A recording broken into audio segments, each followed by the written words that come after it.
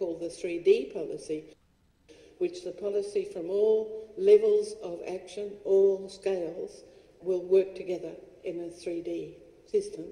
And finally, their holistic focus is changing from the children in poverty to flourishing childhood.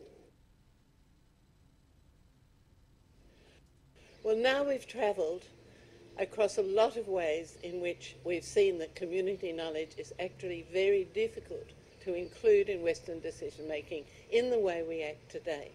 We've seen how community decision-making is central to Indigenous communities and ways of thinking. And we've seen how research and policy on issues like children in poverty need every type of knowledge that they can put together, and community knowledge is key.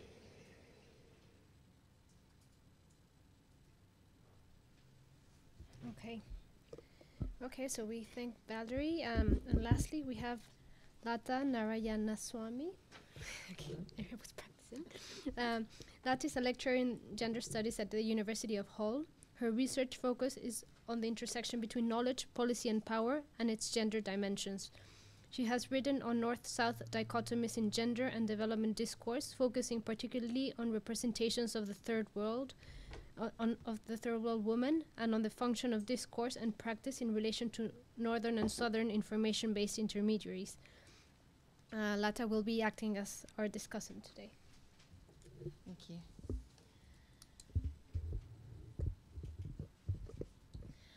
Thank you. Thank you very much for inviting me to be a discussant today. It's interesting to be here because it adds a new dimension to my own work looking at the knowledge and policy and power interface. There are two major threads that I feel bring together the key contributions of this book, to which today's presentations have added new and important dimensions. The first is the micro-narrative that the book draws out, namely that the analysis in the book challenges us to confront child poverty and what it means to be a child in a range of diverse political, cultural, and socioeconomic contexts. It also highlights the need for problematizing the question of how we understand children in development beyond simple formulations that invoke the concerns of children into broader discourses around relative vulnerability, or the imperative of addressing the needs of vulnerable groups, where children are all too frequently lumped in with discussions around the family or the household, or together with other groups marginalized from mainstream development, including women, sexual, ethnic, or religious minorities, or people with disabilities. And this, I feel, effectively invisibilizes the diversity of all of the experiences of all of these groups, but in this context with children, in both northern and southern contexts. And as feminist research has been highlighting for over 4 decades, and it's something that I've highlighted in my own research on gender and power in the work of information intermediaries in northern and southern contexts, is that an emphasis on victimization or vulnerability has a tendency to invisibilize the exercise in particular of power relations and essentialize the needs and experiences of groups who are treated as beneficiaries rather than as agents of development discourse. At this level, and drawing on both today's presentations and my own research, there are 2 immediate concerns highlighted by the problematization of discourses on vulnerability and power. And these are issues of representation and accountability. And these, again, are strands that I draw out from my own work, but they're interesting for me because the question for me is, who is speaking and with what authority, and to whom are they answerable? And how is this accountability to be assessed and enforced? So as the book highlights, this is a particular challenge with children, where Western perceptions of what constitutes childhood predominate, and harnessing the views of children, given that they barely qualify as a group, as they are highly fragmented, disparate, and diverse, are still being confronted with the diversity of the experience of childhood. So this idea that we would like to broaden our conception of what we think about when we think of childhood, whereas in the West we have very particular conceptions around childhood as being something that's experienced as quite private, in relation to how childhood is experienced around the world in a range of diverse contexts, which can actually be public and yet invisible. So there's a need to kind of try to find a balance between those different perceptions. The challenge of this question in relation to representation and accountability is a perpetual one. And I'm not proposing an answer, and I don't know that in the half an hour that we'll have left at the end of this seminar that we will have an answer. But there is a need to continually problematize how these two objectives of representation and accountability are to be achieved if we are to prevent policy and knowledge initiatives from remaining within policy arenas without ever really filtering down or indeed emanating from, because lots of the discussion in the book is about trying to engage children and make some of these initiatives bottom up. Whether these sorts of policy initiatives will ever be able to emanate from children or other diverse, vulnerable groups who are most affected by policy.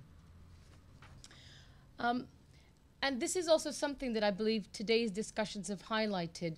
And in a way, it also reinforces their ongoing intractability. It's that real challenge of trying to make things relevant for marginalized groups and how we actually try to facilitate those bottom-up approaches while still taking account of the fact that we have to engage in policy processes to sort of further development goals.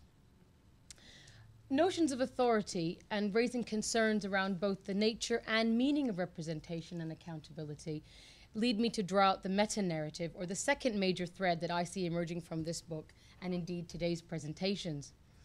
This is what we are, I believe, being challenged, as Valerie said in her presentation quite nicely, and as she puts it, to think about how we think.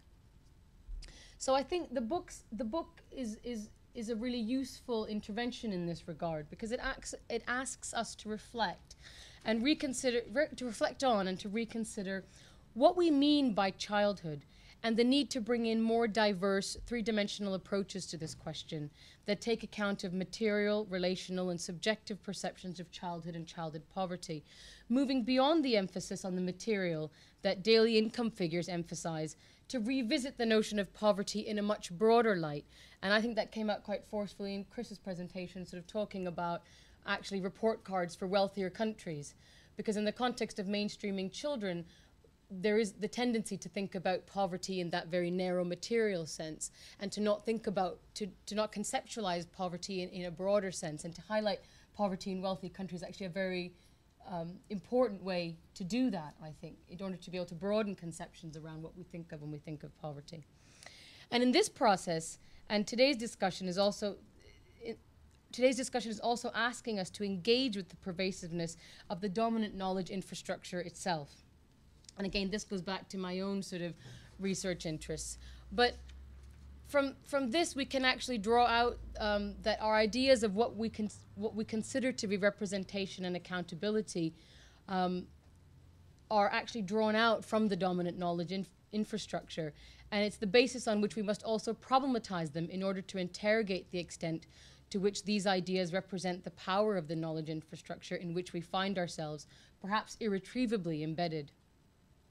So again, drawing from my own research, there is a need to be vigilant about those groups or organizations who claim to be, either by virtue of their geographical or presumed discursive location, to be able to reach marginalized groups without problematizing, as I've already noted, how these groups achieve representation and accountability.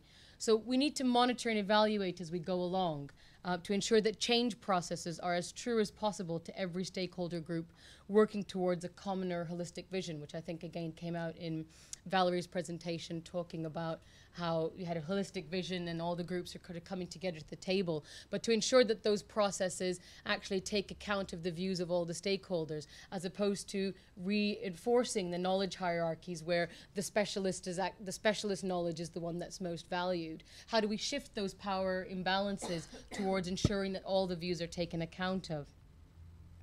And it is harder work that requires constant monitoring and reflection, but as the book and today's presenters have highlighted, it does have the potential to secure much more inclusive, broader, and long-lasting change processes. Okay, thank you very much, Lata. Okay, so we now have about half an hour to take questions from the audience and have a discussion. So I'll take about 3 to 4 questions and then also some questions from our audience online. My name is Zbigniew Mikołajuk. I am from Practical Action.